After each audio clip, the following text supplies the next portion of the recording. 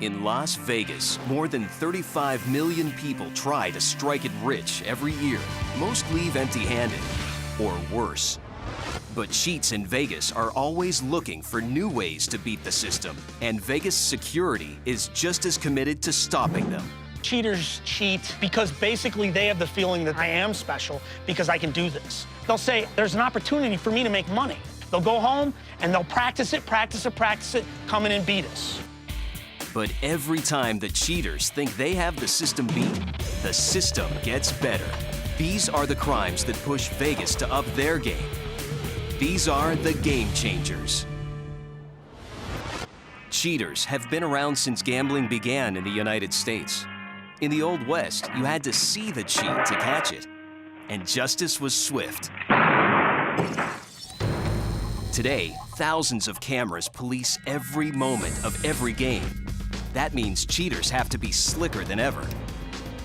The technology just seems to be never-ending, and the biggest challenge for us is to keep up with that technology. It's a high-tech game of cat and mouse. But every once in a while, a criminal comes along who's able to fly completely under the radar, and in the process, changes the game forever. These men and women would justify, stealing in all sorts of ways. The casino industry is dishonest or some other nonsense, and they would talk themselves into being okay with stealing. Keeping track of the city's most notorious cheats is the job of the Nevada Gaming Control Board. Their version of the FBI's most wanted list, called the Black Book, was created in 1960. Had 6 people that were originally put in it, and they were all organized crime figures. And these people were not allowed to enter any casino.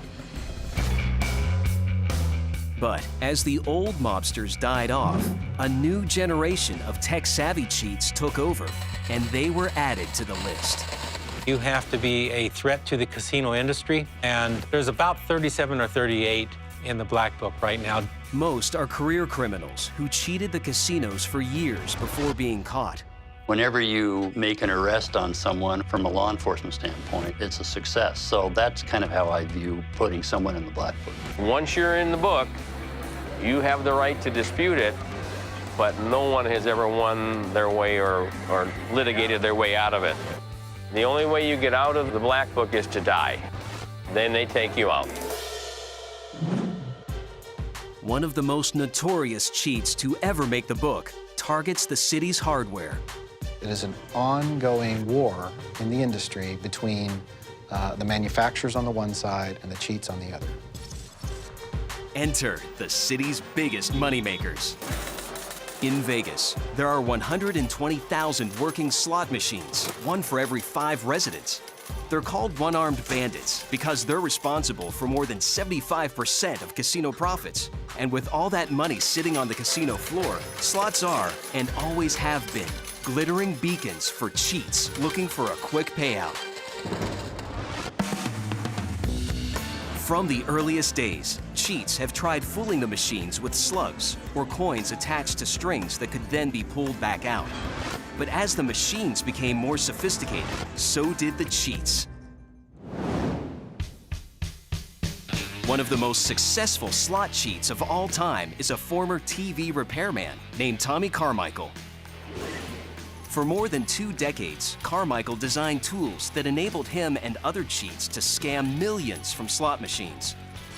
And every Vegas slot machine you see today was engineered with Tommy Carmichael in mind. The devices that Tommy Carmichael could create would allow a very surreptitious entry of a machine and a very surreptitious breaching of the security features of a machine that were successful and worked in a large population of the makes and models of slot machines out at that time.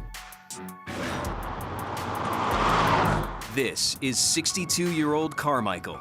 He agreed to sit down for this exclusive interview to reveal how he took Vegas for a ride. It was like a giant ATM. Just wherever you wanted to go for vacation, you went to withdraw also.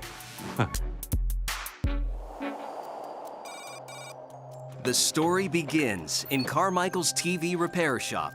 A friend of his dropped by with what he told him was a cheating device to cheat slot machines, and it was called a top and bottom joint. Here's how the top and bottom joint works. In 1980, slots had come a long way from the earliest machines. Originally, slotted discs were attached to the ends of 3 spinning reels inside. To hit a jackpot, all of the slots had to line up perfectly, and that's how slot machines got their name. But on the newer machines, levers are attached to the spinning reels. These levers have metal contacts on the ends, which rest against a fixed board that's also covered with contacts. The contacts are wired to a circuit board, and when a jackpot is won, a circuit completes and turns on the motor of the hopper, which dispenses the money. The cheating device brought into Carmichael's shop that day hot wires the hopper's motor, triggering a payout. This device, the top and bottom joint, comes in 2 parts. The bottom tool is made from a short piece of guitar string. There was a small wire that went in the bottom left corner of the machine, and it went up against the circuit board that was in there. The wire draws the current from the circuit board and sends a low wattage of electricity running through the slot machine. Then the top tool, a piece of metal shaped like the number 9, is inserted into the coin slot.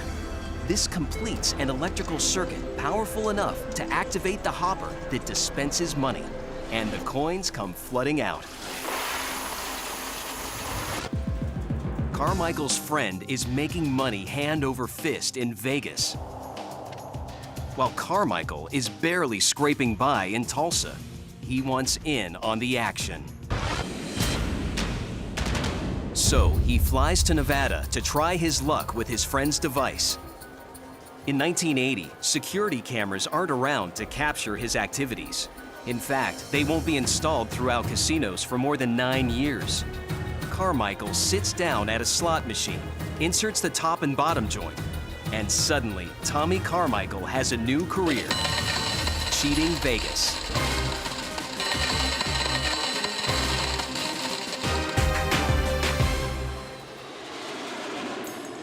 Carmichael begins commuting to Sin City to run his scam.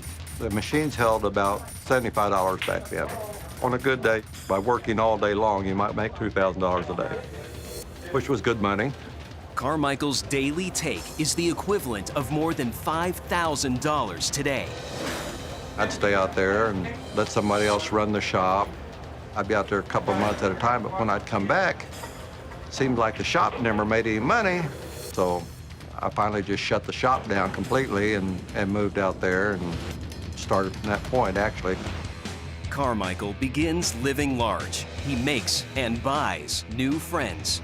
You know, you got Vegas, and it's designed to separate you from your money, which it's very good at. So even though you're making larger money, you're also spending larger money. We'd go to the show. We had some pretty good dinners. For me, $1,500, $1,800 for a meal, pretty good for 4 or 5 people.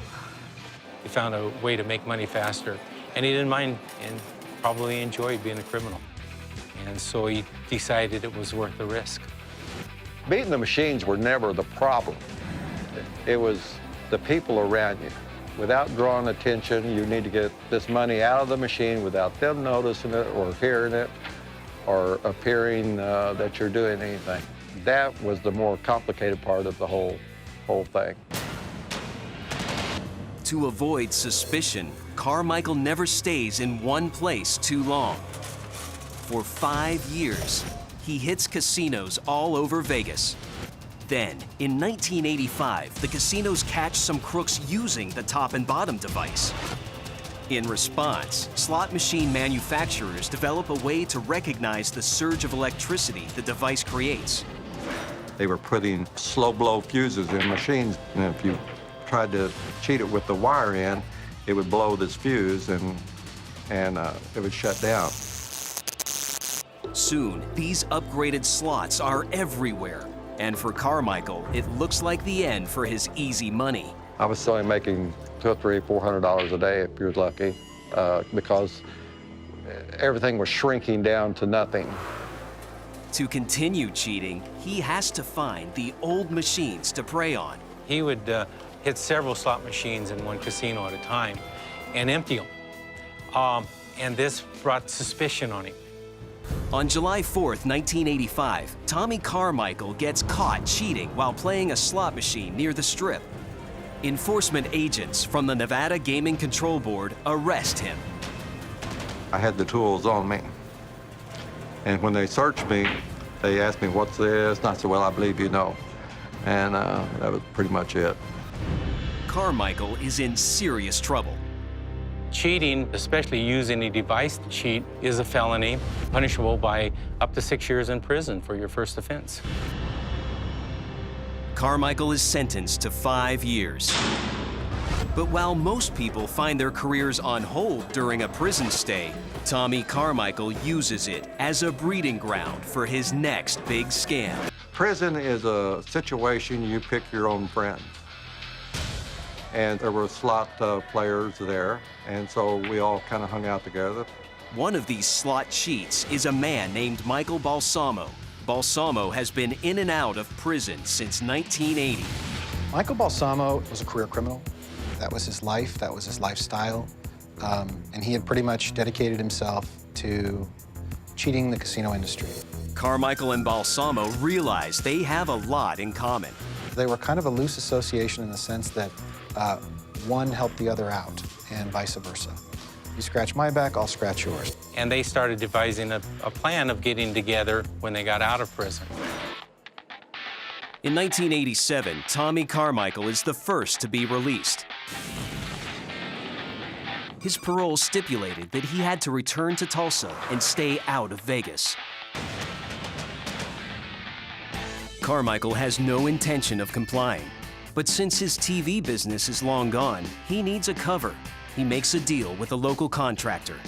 He had a construction site, and I was supposed to be a salesman for the construction site. So he was writing me a check, and I would turn it in as my salary, but I was living in Las Vegas. And every time I had to make an appearance from probation, I would actually fly from Vegas to Tulsa here and make my appearance, and then I'd get back on a plane, go back home to Vegas. While he waits for Michael Balsamo to get out of jail, Carmichael cases out the casinos. Since his old tools no longer work, Carmichael needs a new one that will fool the latest generation of slot machines. He develops his boldest con yet, impersonating a casino owner. He would go to the actual manufacturers, walk in, make himself sound like he was some sort of a person in the market to buy some new slot machines, and the salespeople would open up the doors, would take things apart, show it to him. He would talk to engineers at trade shows. They'd show him the guts of the machine. For Carmichael, two things are now clear. One, hot wiring the hopper will not be an option. And two, in order for him to even figure out how to beat this machine, he'll need to buy one. The Nevada regulatory system allows for the sales of slot machines. There are stores where you can go buy a slot machine. Anybody can buy a slot machine. Problem is, the machine costs $1,000 and Carmichael is broke. And so is Michael Balsamo, who also just got paroled. They decide to raise the cash together by doing what they know. They travel all over Nevada, looking for the last of the old machines that they can still cheat. We actually went and played the top and bottom joint, the old tool that we history on. We actually played nickels in order to get enough money to buy a new machine. Once he has it, Carmichael gets to work. Tommy Carmichael had the ability to take apart a slot machine, interrogate its security features, and develop techniques to sidestep them. Carmichael soon realizes that the new machine has a weak point, the counter that regulates the amount of coins that will be paid out. He discovers that the counter can be overrun by tripping a tiny micro switch deep in the machine. With the counter out of commission, the machine just keeps spitting out money. But Carmichael must create a tool that can access this switch. No easy feat. It took about 6 months to really come up with something really good on it. And it was called a slider. It was made out of a concrete trowel. And so it was about 11.5 inches long, and it was thin metal. It went through an air hole in the machine. Once inside, the slider has to slip underneath a secondary security door, then turn 10 degrees to engage the microswitch. But if Carmichael builds the tool with a fixed curve, it will get hung up on the hundreds of wires inside before ever reaching the door. This is a problem. But Carmichael has a stroke of inspiration. He threads piano wire through the nose of the tool so it can be adjusted after it passes beneath the door. It works. And it would slide into the micro switch and stop the count whenever. So the machine was always paying you, but it never knew how much it was paying you because you could actually keep it from counting. With the slider, Carmichael and Balsamo are back in business. They split up. Balsamo takes a slider and begins hitting casinos all over the country. Carmichael stays to work Vegas. That slider was making about $1,000 an hour because that's the speed that the machine would spit quarters out. With the new device, Carmichael is making money 10 times faster than he ever has before. And for the next 2 years, he enjoys all the spoils of his craft. But then, in 1989, the casinos find a new tool as well. Advancements in security camera technology mean that cameras can now be installed anywhere. And in Vegas, this means everywhere. Casinos are now able to closely monitor all aspects of gaming, including slot machines. For Carmichael and Balsamo, avoiding the cameras becomes the #1 priority. They would case an establishment. They would look for obstructions with cameras because the marketing department, they would hang signs. They would make the place beautiful. They would put up flowers. Well, all of a sudden, you know, some of the best cameras for a particular area were masked. Well, the Tommy Carmichaels of the world would come into a casino, and that's what they were looking for. Carmichael gets away with it for a year. But then, in 1990, surveillance officers notice him acting suspiciously at a machine. They call in agents from the Nevada Gaming Control Board who follow Carmichael home and stake out his apartment building. They were sitting in the parking lot and was going to try to catch me in the casino. But Carmichael gets a lucky break. And for some reason, that night, they pulled off me to go do something else. And when they came back the next day, I was gone. I had moved into a house, and of course, we were getting everything under different names and everything. So when they came back, I had disappeared on them. It's a close call. Carmichael will have to be more careful in the future. Months later, casinos unveil the latest slots designed to protect the money counter. Overnight, Carmichael's slider becomes obsolete. In the game of cheats versus casinos, the casinos are back on top. But once again, Carmichael isn't willing to give up the fight. I was asked one time, did I ever feel guilty about taking the money from the casinos? And I have actually asked myself, I said, you know, you try to reason these things out, and I'm thinking, well, honestly, do I?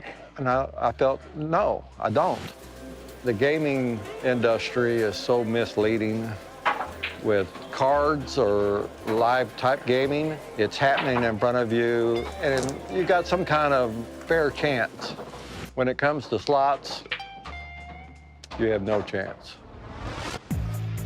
In 1990, Carmichael is ready to cheat again, but there's a problem. His cheating device is useless.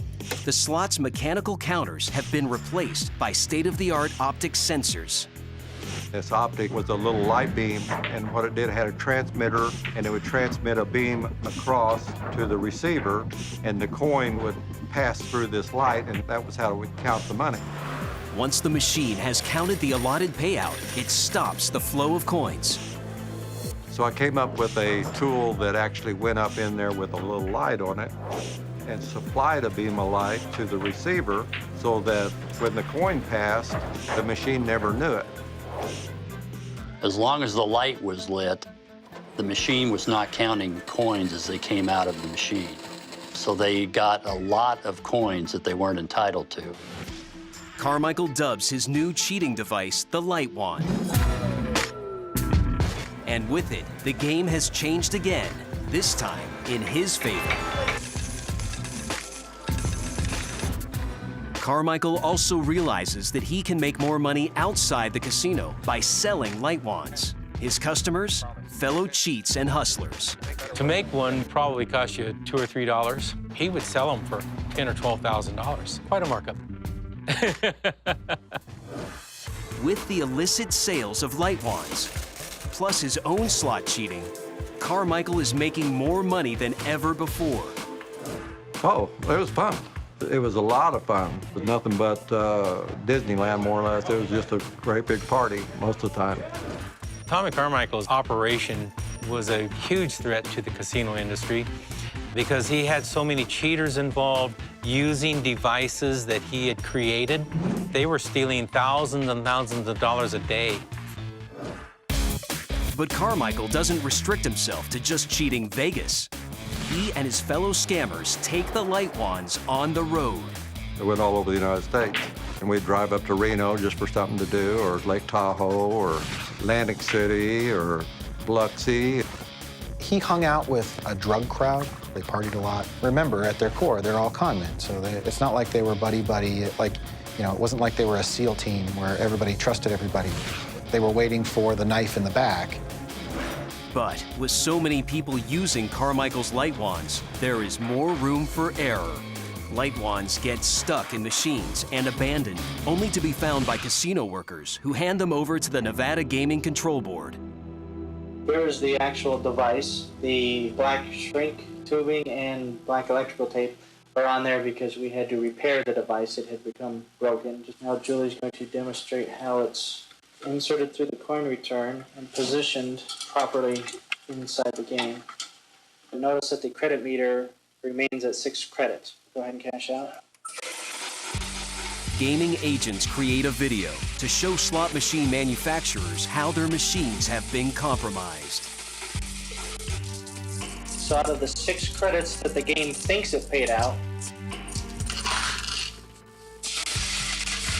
these are the quarters that actually came out of the hopper. Obviously, significantly more than 6. When they realized what was happening, the slot machine industry introduced a delay.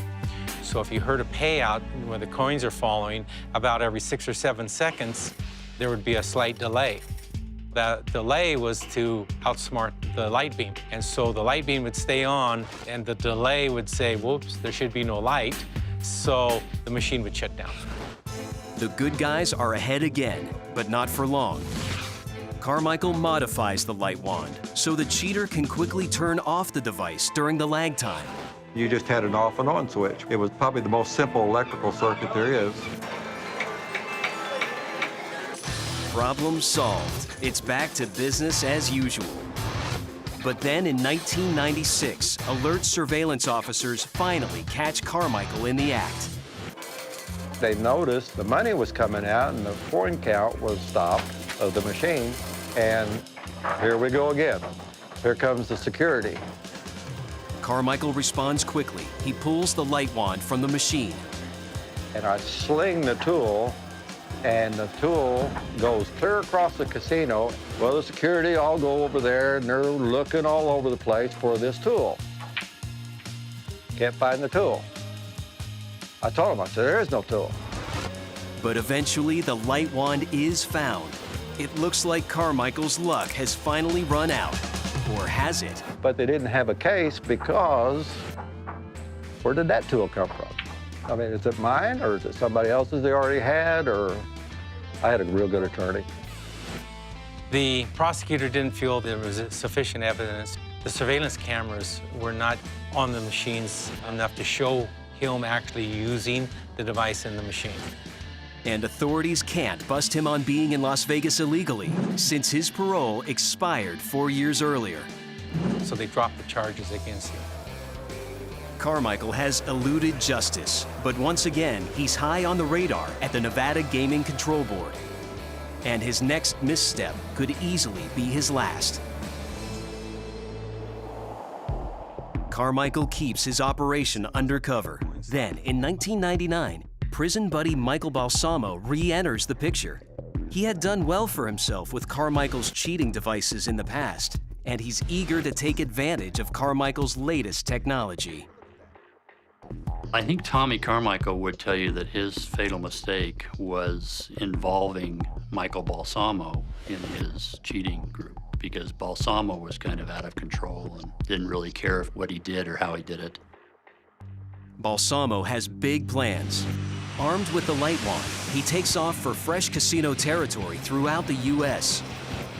3 months later, Balsamo's arrested, and the light wand is confiscated and turned over to the FBI. An investigation is launched. When agents pull Balsamo's phone records, a number from Las Vegas keeps showing up: Tommy Carmichael's.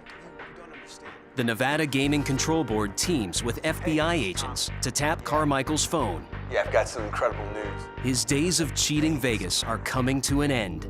But instead of pouncing right away, agents listen. Goes in through the coin slot. Carmichael, who has no idea authorities are onto him, is hard at work on a new cheating device.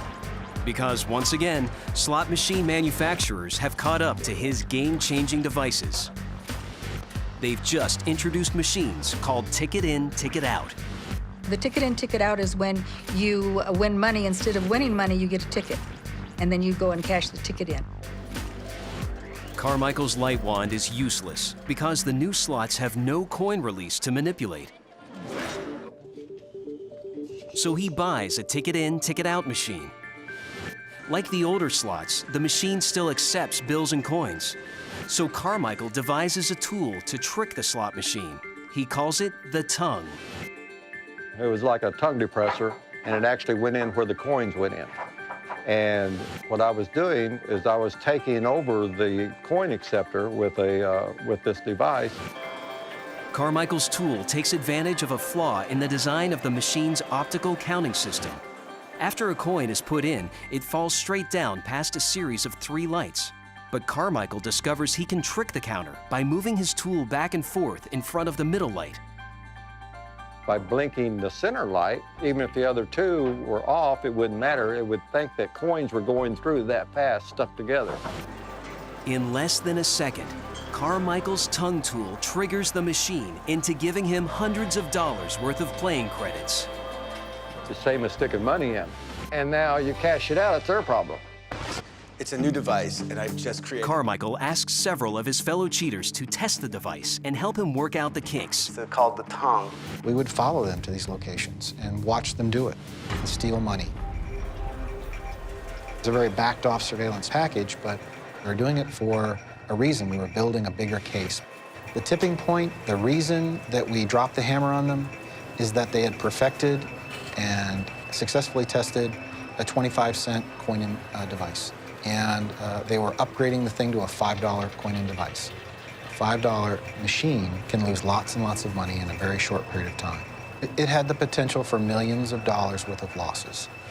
We were going to shoot it, making a couple $1 million apiece, and then just retire it. This one works completely different. Everything else went up. Carmichael still has no idea the feds are onto him. He is moving fast, so now the FBI has to act. When Carmichael flies to Atlantic City to score some easy cash, agents are waiting for him. He is caught red-handed with his tools and arrested. In 2000, the cheater who changed the security game by defeating every bit of technology he encountered pleads guilty to running an illegal gambling enterprise. Always looking for a good angle, Carmichael gets a lighter sentence by agreeing to show authorities how all his tools work. It was fun. I mean, 20 years, it was 20 years of just go till the wheels fall off, you know? But there are still dozens of other cheaters out there using the tools Carmichael created. And one of the boldest is Michael Balsamo, who has now taught his entire family to steal. Michael Balsamo was about Michael Balsamo, and he got a lot of people into hot water. In Las Vegas, Balsamo's wife, Stephanie, and his mother-in-law, Lavana, soon mastered the art of slot cheating. They use the light wand, preying on older casinos that haven't upgraded to the ticket-in machines yet. Surveillance footage shows the family in action. Stephanie was the one who was primarily doing the work. She was the one who was stealing, inserting the cheating device, collecting the money. The role of her mother was to sit next to her and have a very large purse put in a strategic position where it was a blocking agent so that the cameras could not see exactly what was going on. But all of it was orchestrated to draw attention away from the activity that they were doing, which was cheating. Stephanie Balsamo is extremely adept at using the light wand. It is literally less than a second maneuver to get it from her purse out. You just see her hand go in her purse, typically come out of her purse and go into the hopper. If you watch it in real time, you will never see it. She is that good and that fast. When the video is slowed down, you can barely make out the edge of the light wand's handle. The way it's designed, it fits in the palm of her hand and it follows the curve of her finger so that you don't see it. For at least a year, the Balsamo family wins the battle of cheats versus casinos. But the game is far from over. On April 28, 2006, Balsamo's wife Stephanie and her mother draw the suspicions of security officers all over southern Nevada. In less than an hour, they had hit 3 separate casinos 10 miles apart and they had never, ever lost. At least Stephanie never did. If she sat down at a machine, she walked away with buckets of coins. After reviewing hours of surveillance video, gaming officials finally have enough evidence to bust them. On June 5, 2006, Michael Balsamo, his wife Stephanie, and his mother-in-law Lavana are arrested and charged with several counts of manufacturing and possessing a cheating device. In 2008, they all go to trial. Balsamo's mother-in-law is convicted but given probation. Balsamo's wife Stephanie is convicted and sentenced to between 16 and 32 years in prison. As for Michael Balsamo, he never made it to trial. While out on bail, he disappears. Michael Balsamo fled to Argentina, and we received reports from his family members that he passed away. There is some doubt that he, in fact, has died because he is such a scam artist. And so to this day, he still is listed as being alive. In Vegas, at least, Balsamo is out of the picture. And Carmichael is back in Oklahoma, banned from ever entering a casino in Nevada again. As for slots, they continue to evolve to become more secure. The slot machines are computerized today. They're computers. And so to cheat a slot machine this day and age, you pretty much have to be a computer expert, a hacker. And without question, there is someone like Tommy Carmichael trying to find a way to beat them. Tommy Carmichael and Michael Balsamo spent the better part of 2 decades cheating Vegas. There's no way to know for sure exactly how much they stole, but experts believe it was in the millions. And in an ironic twist of fate, Tommy Carmichael, the slot cheat mastermind who is now banished to Tulsa, still isn't done with Vegas. He has one more hit. Carmichael develops and patents an anti-cheating device, which he tries to market to the casinos. It had been approved by gaming, and it had all the licensing and everything done to it. But as soon as they found out that I was the inventor of it, they said, nah. The gaming industry, which had lost millions thanks to Carmichael and his inventions, wants nothing more to do with him. It is game over. Tommy Carmichael is a very bright person who, had he used his intelligence for good, probably would have been a much richer man than he is today. But it's not just cheaters with technical know-how that casinos have to look out for. Other criminals change the game by using sheer force. The heart of every casino is the cage, a highly secure area where money is counted and chips and tokens can be exchanged for cash. The cage, this is run a lot like a bank, but honestly, this is more secure than any bank. This is where all the money is. So we take our security here more seriously than any other place. For years, cages were considered rock-solid fortresses, even though a few unarmed casino guards, a couple of cameras, and a dark reputation were their only protection. It was perceived that organized crime had a lot of influence in Las Vegas and that they were owners or part owners of all the casinos. Popular consensus was that anybody who robbed a casino would end up dead the next day, buried out in the desert someplace. But in the 1990s, corporations started building and buying casinos. Cages still had millions on hand, but security hadn't changed. And without the mythic layer of mob protection, the once impenetrable fortress became vulnerable. No one knew it, but a violent outside force was about to change the game of cage security forever. The Aladdin Casino. Tourists work the slots. Players huddle around the gaming tables. At 9 p.m., black and white surveillance cameras capture a suspicious group entering the casino. They've got masks on, they've got guns, they start yelling, hitting people, knocking people down. They make their way to the cage. The bandits are small enough to dive under the 15-inch clearance below the cage bars. They open up all the drawers, grab all the money they could, as quick as they could. As they ransack the cage, casino staff offer no resistance. They're not supposed to fight these guys. Just let them take it, back off. No amount of money is worth your life. The thugs inside the cage leap out and race for the door. In less than 2 minutes, the robbers bag 47 grand in cash. This was the first time anything like this had happened. A flat-out takeover of the casino cage area. Casino cameras see it all, but after review of the grainy black and white footage, they still don't know the identities of the masked bandits. They could see enough skin color under their masks to know they were black, but nobody was going to be able to identify them. We didn't have any real leads to go on. There's really no physical evidence that would lead us to anybody.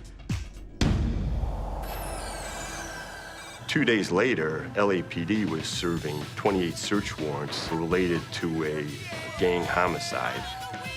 The police rolled up at one of these locations, and a bag comes flying out, lands practically at their feet.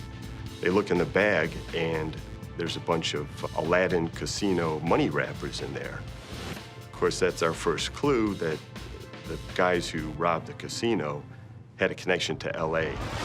But no one is sure exactly what the connection is. The LAPD immediately calls Las Vegas police, and since the investigation has crossed state lines, the FBI gets involved. All three agencies focus attention on a potential LA gang connection, but nothing comes of it, and the investigation goes cold. 2 months later, the Flamingo, another casino with easy access to the cage, is hit.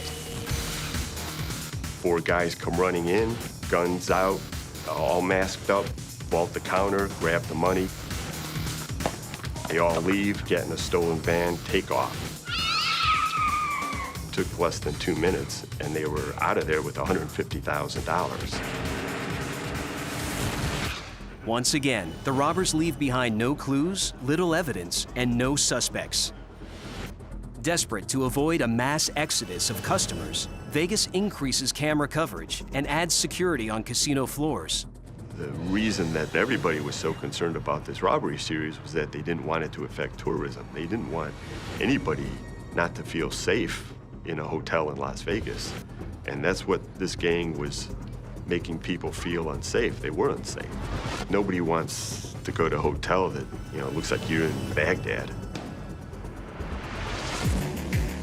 But there's no stopping the bandits. 2 days later, they hit Harrah's, only this time, they amp up the attack. 4 young men come running in. They pistol whip a lady. They hit another guy in the head. 2 of them vault the counter.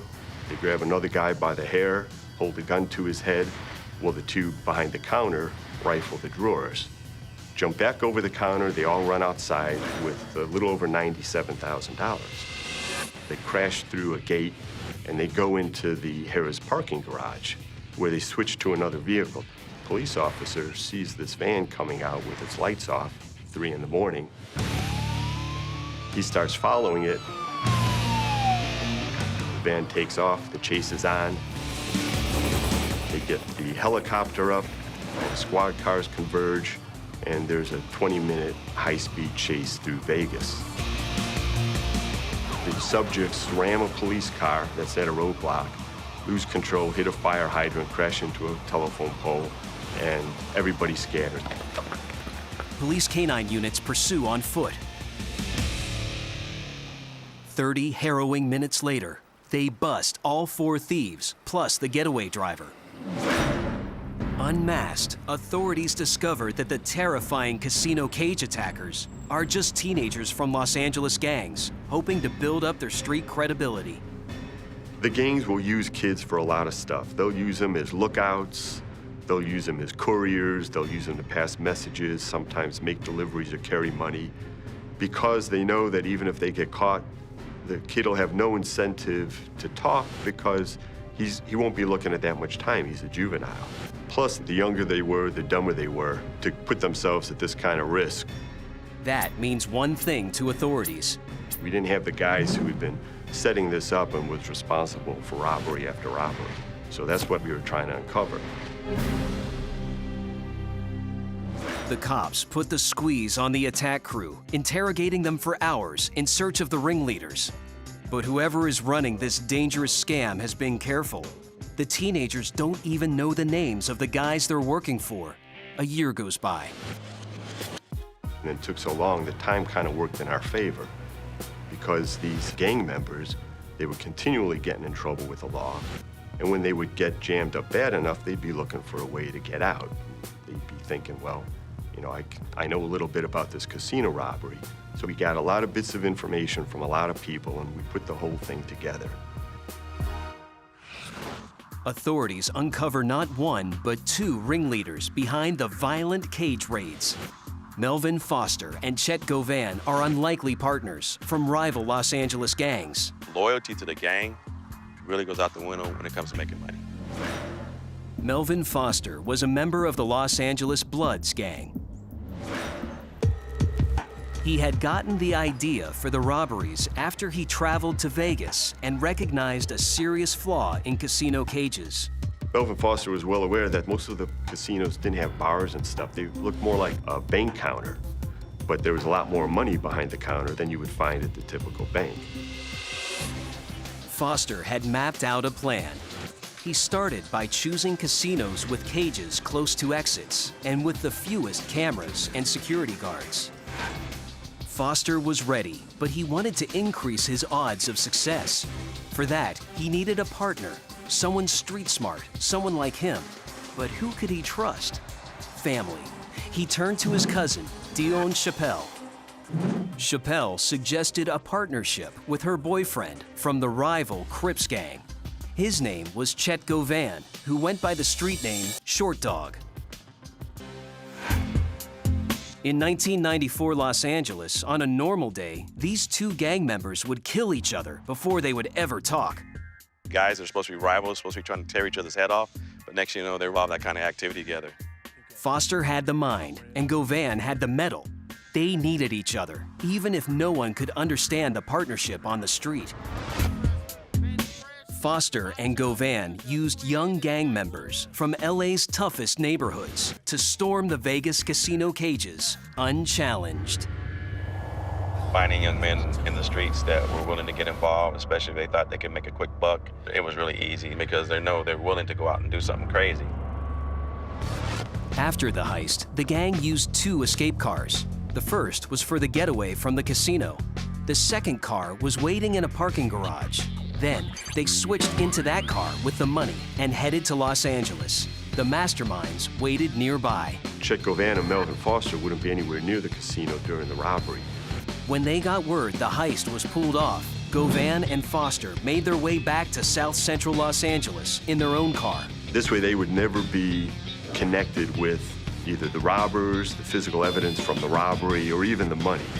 Incredibly, Foster and Govan didn't give a dime to the brazen young gang members who pulled off the heists.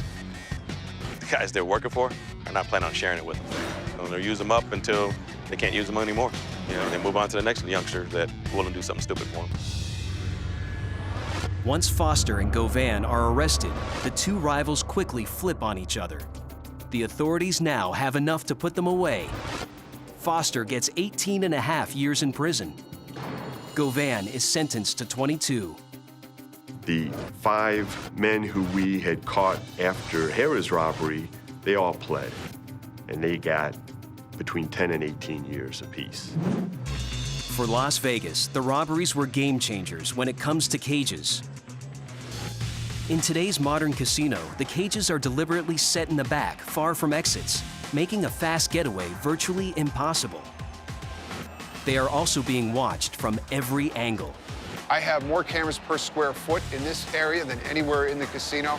I've got 60 cameras in this small area. I have cameras embedded in the bars. But in addition to that, we're more vigilant in front of this cage than we ever were before. We have security that is staged here 24/7, and not just one officer, several. The cage interior has also been revamped, making the money less accessible. Because those individuals were able to slide right into the cage, we had to look at that and say, that really didn't work, did it? It was a very glaring weakness that nobody had really thought of. But when it was demonstrated to us, at that point, all the bars came down lower so that somebody cannot do that anymore. The lowered bars are only the first new layer of protection. The initial door you walk in to get into the cage leads you into the chip bank area, where they're going to be conducting transactions, taking chips to the table, bringing chips back that have been redeemed from a game. Today, the cage is no longer an open area. It's a labyrinth of multiple rooms. Beyond that door, that's going to have a cage going into the main cage, but then next to that is going to be another door. So you go in one door, that door is going to close and lock behind you. Both doors can't be open at the same time. And then to get actual entry to the cage, you have to go through another door. And then usually behind that, we're going to have our count areas. So you're going to be going through 3 to 4 doors to get to the count area where we're actually counting the money. Still, in spite of all the new defenses the casinos put in place, there will always be another game changer who will come up with ways to beat the system. The only thing everyone in Vegas can bank on is that the battle against cheats will never end.